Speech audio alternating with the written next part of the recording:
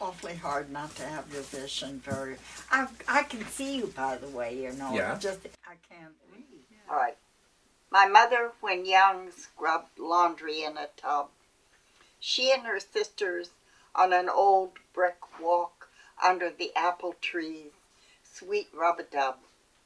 The bees came round their heads, the wrens made talk. 4 young ladies, each with a rainbow board, honed their knuckles, wrung their wrists to red, tossed back their braids, and wiped their aprons wet. The Jersey calf beyond the back fence roared, and all the soft day swarms about their pet, buzzed at his big brown eyes and bullish head. 4 times they rinsed, she said. Some things they starched, then shook them from the baskets 2 by 2, and pinned the fluttering intimacies of life between the lilac bushes and the yew, brown gingham, pink, and skirts of Alice blue. Orchard. The mare roamed soft about the slope. Her rump was like a dancing girl's. Gentle beneath the apple tree, she pulled the grass and shook the flies. Her forelocks hung in tawny curls. She had a woman's limpid eyes, a woman's patient stare that grieves. And when she moved among the trees, the dappled trees, her look was shy. She hid her nakedness in leaves. A delicate though weighted dance she stepped, while flocks of finches flew from tree to tree and shot the leaves with songs of golden twittering. How admirable her tender stance. And then the apple trees were new, and she was new, and we were new. And in the barns the stallion stamped and shook the hills with trumpeting. All right, the talking fish. My love's eyes are red as the sargasso, with lights behind the iris like a cephalopod's. The weeds move slowly. November's diatoms stain the soft, stagnant belly of the sea. Mountains, atolls, coral reefs, do you desire me? Am I among the jellyfish of your griefs? I comb my sorrows singing. Any doomed sailor can hear the rising and falling bell and begin to wish for home. There is no choice among the voices of love. Even a carp sings. I don't know. I wanted to say that I've lost most of the poems that have come to me. I didn't get them down because I didn't write. I never felt that I wrote them anyway. They came from, I would hear them, I would feel them coming from way off. And then they would come toward me, and if I didn't catch them, they went through me and went on. So I just figured they were part of the universe and not me. And isn't that funny? Your brain is so strange. Do they write poems when they have something to say, something to think about, rubbed from the world's hard rubbing in the excess of every day? The summer I was 24 in San Francisco, you and I. The whole summer seemed like a cable car ride over the Gold Bay. But once in a bistro, angry at one another, we quarreled about a taxi fare. I doubt that it was the fare we quarreled about, but one excuse is as good as another in the excess of passion, in the need to be worn away. Do they know it is cleanness of skin, firmness of flesh that matters?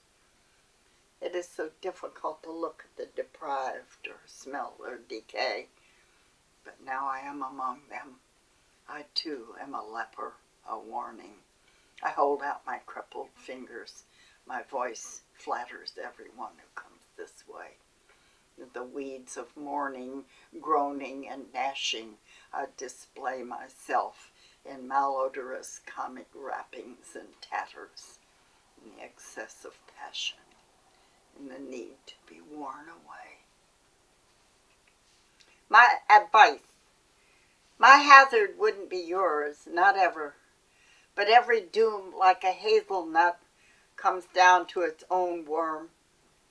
So I'm rocking here like any granny with her apron over her head saying, Lordy me, it's my trouble. There's nothing to be learned this way. If I heard a girl crying help, I would go to save her.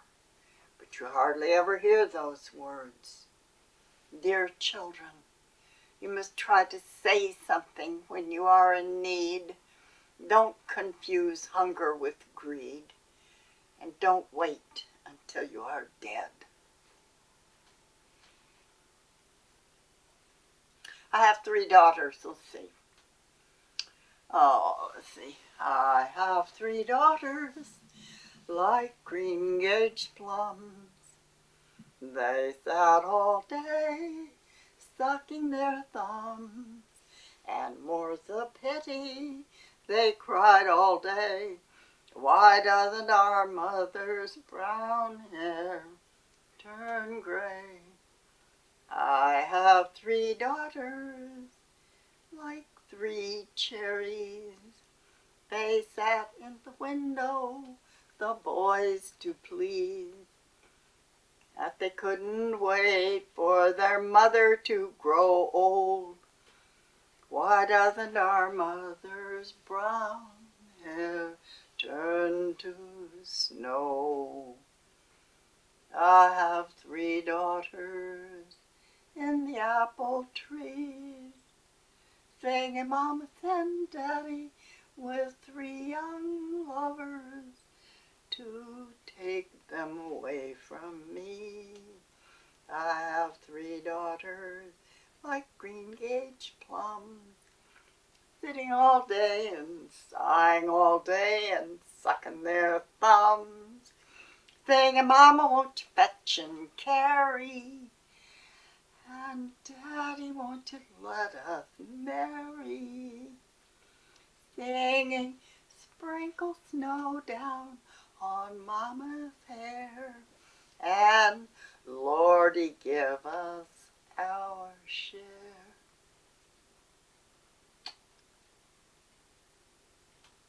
Women. Yeah. Yep.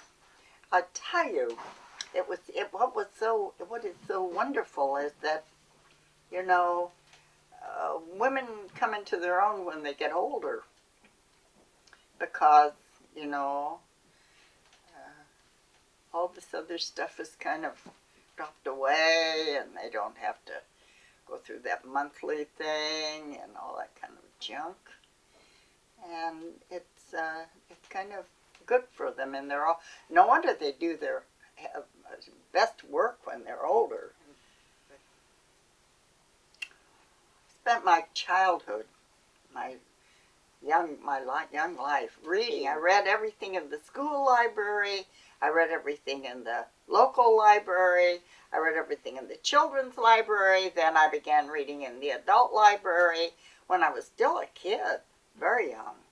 And I read. I just lay on my stomach, on my bed, as much as I could, reading. Metamorphosis. Now I am old. All I want to do is try. But when I was young, if it wasn't easy, I let it lie, learning through my pores instead. And it did neither of us any good. For now she is gone, who slept away my life, and I am ignorant who inherited. So the head has grown so lively that I laugh, come look, come stomp, come listen to the drum. I see more now than then, but she who had my eyes closed them in happiness and wrapped the dark in her arms and stole my life away. singing in dreams of what was sure to come. I see it perfectly, except the beast fumbles and falters until the others wince. Everything shimmers and glitters and shakes with unbearable longing. The dancers who cannot sleep and the sleepers who cannot dance. Bargain, I was not ready for this world. Bargain, I was not ready for this world, nor will I ever be, but came an infant, periled by my mother's sea, and crying piteously. Before my father's sword, his heavy voice of thunder, his cloud-hung fiery eyes, I ran a living blunder. After the hawker's cries, desiring to be shared, I hid among the flies. Myself became the fruit and vendor. I began to sing, mocking the caged birds. I made my offering. Sweet cream and curds, oh, who will have me? Who will have me? And close upon my words, I will, said poverty. The Widow's Song. As I was the springbok, I am a leper. As my skirt lifted up as a veil, so the shawl of a widow. As the oxlip, so the buffalo grass. At the wall of a garden in winter, so was I hidden. As the game of the keeper, not counted, so I am without number. As the yellow star grass. That is one of, I think, 52 poems in one little book called, oh God, I can't remember the name. The Widow's Muse. The Widow's Muse. Yeah. Yeah. I wrote them because a friend of mine asked me a question, and in reply, I began writing these poems in answer to her question. She said, "Who is the Widow's Muse?" And then I began doing these poems. I didn't mean to. They just popped out of me. Sometimes 2 or 3 a day, sometimes, more, sometimes less. Until I had written 52. And then a guy I knew named Leslie Fiedler said 52 is a magic number. You ought to stop there. So that stopped it. No more came. Then he said afterwards he was sorry he'd said it. All right, mantra. When I am sad, I sing, remembering the red-winged blackbird's clack. Then I want no thing except to turn time back to what I had before love made me sad. When I forget to weep, I hear the peeping tree toads creeping up the bark. Love lies asleep and dreams that everything is in its golden net. And I am caught there too when I forget. All right, the season. I know what calls the devil from the pits. With the thief's fingers there he slouches and sits. I've seen him passing on a frenzied mare, bitter-eyed on her haunches out to stare. He rides her cruel and he rides her easy. Come along, spring. Come along, sun. Come along, field daisy. Smell the foxy babies. Smell the hunting dogs. The she's have whelped. The cocks and hens have lost their wits. And cry, why? Cry the spring peepers. Why each little frog? He rides her cruel and he rides her easy. Come along, spring. Come along, sun. Come along, field daisy. Thank you.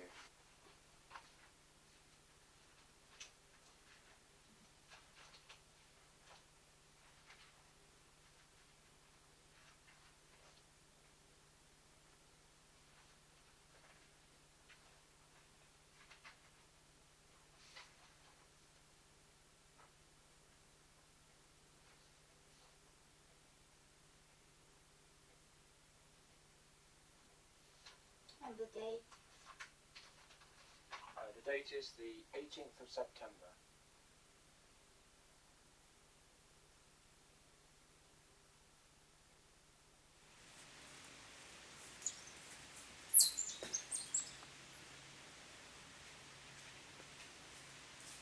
That love's relative. The couple who remain in bed are not alike. He's tanned and hairy, has a fierce Egyptian head. She's dimpled, brief, alas, contrary. Rather defenseless on the sheet when morning oozes in the cracks. Her tiny toes, his monster feet, both of them upon their backs. Her years are 2, and his are 30. He's long and bony, somewhat glum. Her little peaceful feet are dirty. She sucks a firmly calloused thumb. At some point in the evil dawning, this Oedipal arrangement grew, the leap from crib to bed, while yawning mother in disdain withdrew. O man whose waking breeds confusion, protect the comfort of her sleep. Hers is the primal bright illusion from which she makes the bridal leap.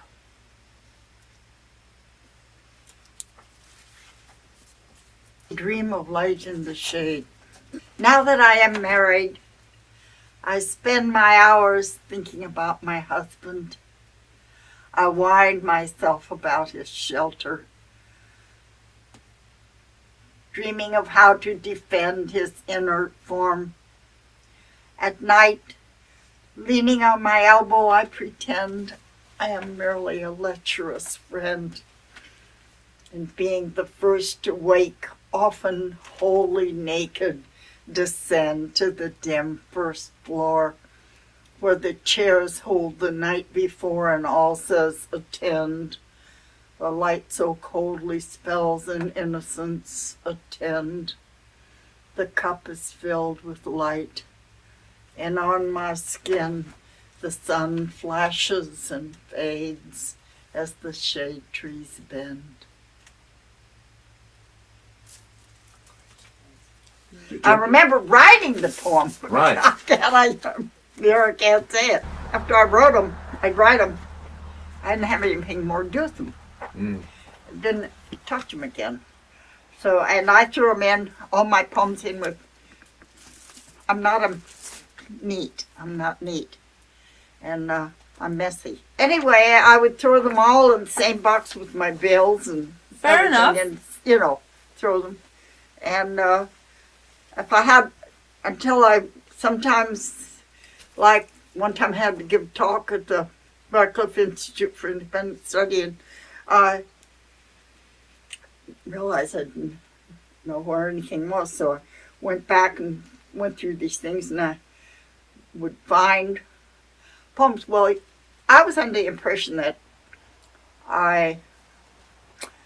they just zoop, wrote them like that I didn't work on them.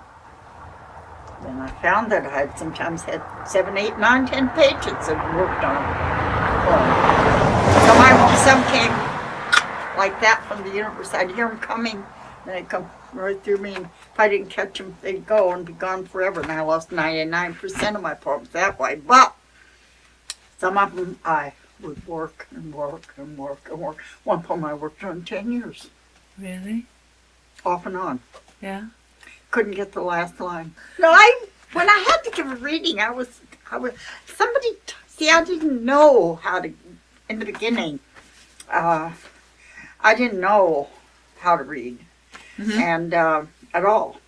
So I'd get up and rip off, and I was taken aside by someone who really knew and who taught me how to slow down, how to read, how to enunciate, how to do this. And I learned. learn. And after I learned, it made a big difference, you know. And then, because I had to read so much, oh God, you learn if you have to, you know, and somebody's shown you how, and you do it. And I did learn, I got better. Mm. Do you want to try second-hand coat? Second-hand coat? Yeah, I feel in her pockets. I feel in her second-hand coat. I feel in her pockets she wore nice cotton gloves, kept a handkerchief box, ate at the Holiday Inn, had a basement freezer, belonged to a bridge club. I think in the morning that I have turned into her. She hangs in the hall downstairs, a shadow with pulled threads.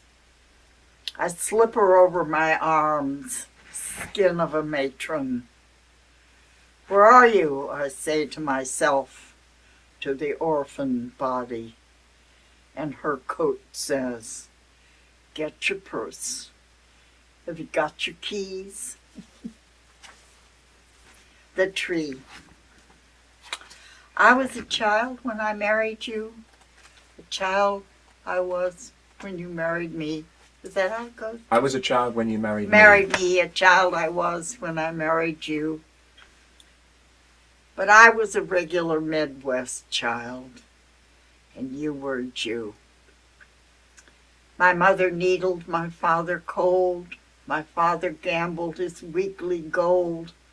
And I stayed young in my mind, though old, as your regular children do. I didn't run, I hardly raved. I loved my pa while my mother slaved. And it rubbed me raw how she scrimped and saved when I was so new. Then you took me in with your bony knees, and it wasn't them that I wanted to please. It was Jesus Christ that I had to squeeze. Oh, glorious you. Life and the dead sprang up in me. I walked the waves of the salty sea. I wept for my mother in Galilee, my ardent Jew. Love and touch and unity, parting and joining the Trinity. Was flesh, the mind, and the will to be. The world grew through me like a tree. Flesh was the citadel, but Rome was right as rain. From my humble home I walked to the scaffold of pain, and the dome of heaven wept for her sensual son, whom the Romans slew. Was it I who was old when you hung my Jew? I shuffled and snuffled and whined for you, and the child climbed up where the dead tree grew and slowly died while she wept for you. Goya wept for the beautiful Jew. They had this money and they gave it to me. It wasn't very much, a few thousand. And I saw an ad in the New York Times for this place. And I came up here. I sneaked away from Walter because he wouldn't have wanted me to do it. He wasn't that kind of person. He wouldn't buy property. He wanted to, you know, have fun. And I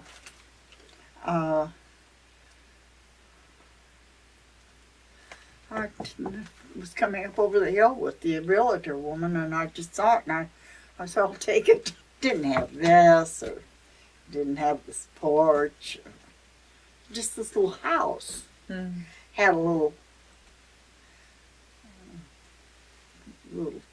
thing, I don't know, another little entrance that isn't there anymore.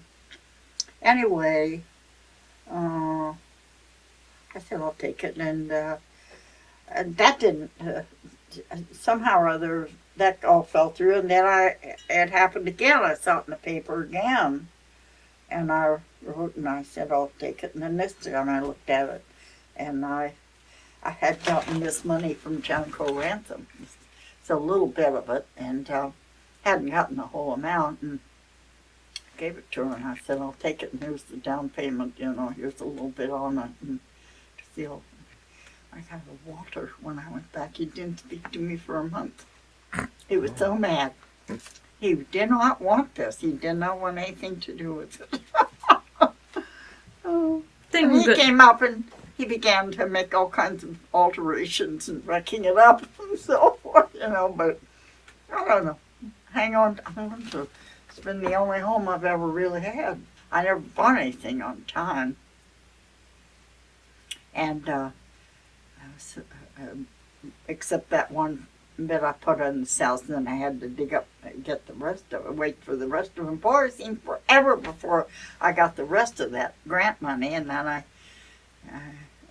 got it to them. I somehow had this weird notion that if you couldn't pay for it, don't get it. And who fixed up the porch? Who built the porch then on the house? Marcia built this. I got some guy to do it. It had a wonderful barn, which blew over in a storm when we weren't here. And then the little house across the way didn't come with it, but I bought it later. There's a little house across? Yeah, a little house across the way is next to the oldest place in the whole area. Wow. And this way you had a place for your girls. You had a place to bring them up. That's right. You had And a home. So, later on, after Walter died and we came back, I began taking teaching jobs all over the country. And so I've taught in every state, all over this country. But then this was always some place to come home to. What kind of things did you do when you were a teacher to get them to write? Oh, I listened. Listened. Yeah, I listened, and I got them to speak for them what they were doing and out of themselves, and to do it out of themselves, and to not write for others or what they thought they ought to say, but what they came out of them. And that's what, it's a big thing, so many teachers go at it the wrong way and teach them, say, write like this person and study that person and do this, and that's so wrong. I mean, they can read those people, but that's the thing of it is they have to write out of themselves. If they don't, and some people are lifetime coming to it. It takes them forever to get there, going the hard way,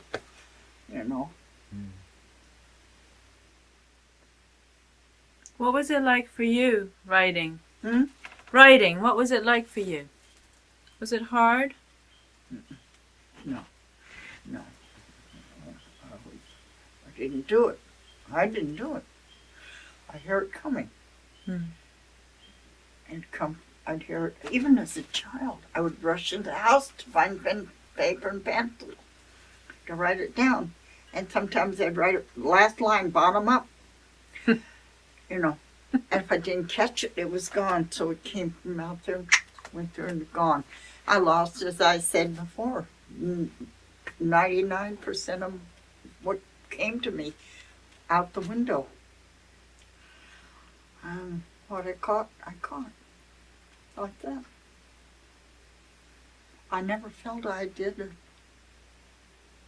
I don't think I did. I think that writers are mediums. Receivers, artists, everything. We're all mediums from something else. I don't know. I'm not religious.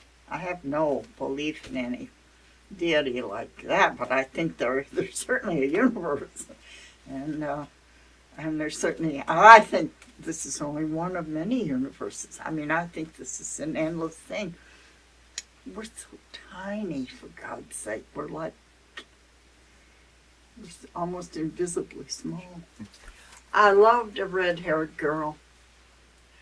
Freud knew it was a wicked thing to do. This is how all poems begin. Sometime after the age of 2, I beat the atom in me, black and blue. Infant, wicked infant, I threw my love outside and grew into a bride. You and I, reflecting in our bones the sea and sky, we dressed ourselves as flesh. We learned to lie. Dearly beloved, forgive me for that mean and meager self that now would mingle, but must first die.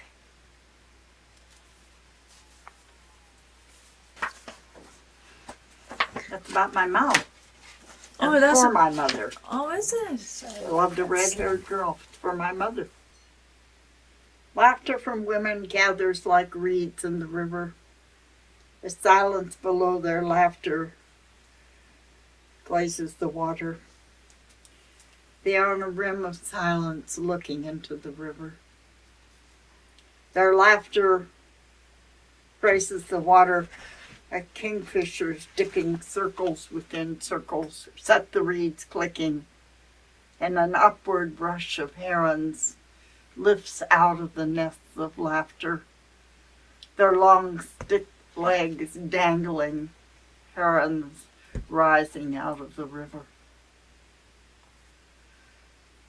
Putting up new curtains, other windows intrude, as though it is that first winter in Cambridge when you and I had just moved in. Now coal borscht alone in a bare kitchen. What does it mean if I say this years later? Listen, last night I am on a crying jag with my landlord, Mr. Tempesta. I sneaked in 2 cats. He screams, "No pets, no pets!" I become my Aunt Virginia, proud but weak in the head. I remember Ana Magnani. I throw a few books, I shout. He wipes his eyes and opens his hands. Okay, keep the dirty animals, but no nails in the walls. We cry together. I am so nervous, he says. I want to dig you up and say, look, it's like the time, remember, when I ran into our living room naked to get rid of that fire inspector. See what you missed by being dead? Well, I couldn't talk for a year after Walter died. I had to make myself speak to the children, and I didn't want them to forget him, so I talked about him, but other than that, I couldn't talk. And I was just sort of, and I remember saying to myself, too, I remember the words coming to me, the bird has died, meaning myself.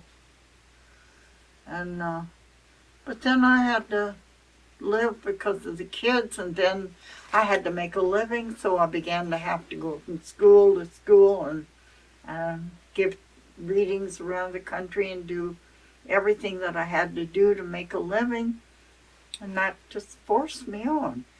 And then some guy, I was going to figure out how I could kill myself without hurting the children. I remember one day, because I didn't think I could go on living. I didn't want to live anymore without Walter. And some student found me sitting somewhere outside a building and at a campus, and she said,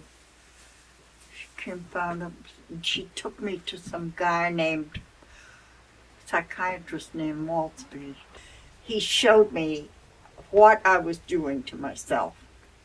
You know, that I was programmed, how I was using self-destructive language against myself and so forth. And you know, if the children do the same thing I was doing, you know, they blame themselves and they talk bad about themselves and so forth, you know, and punish themselves in their, you know, And so, but then he taught me not to do that. And to be rent sensible, and there were kind of 3 steps to it, you know. Anyway, it worked. Thank And God. it changed my life. I was able to handle myself after that pretty well. Oh, I just like being here. Oh, I love Goshen. I would live here all the time. I did once put a furnace in here, but then they had to take it out. People did live here in the winter. They sure did. I have this poem about getting water, you know, when you didn't have any water system in the winter. And going across the road and down to the brook and breaking the ice in the brook and getting the water, coming back and the moon coming up over the trees and coming across, coming back into the house.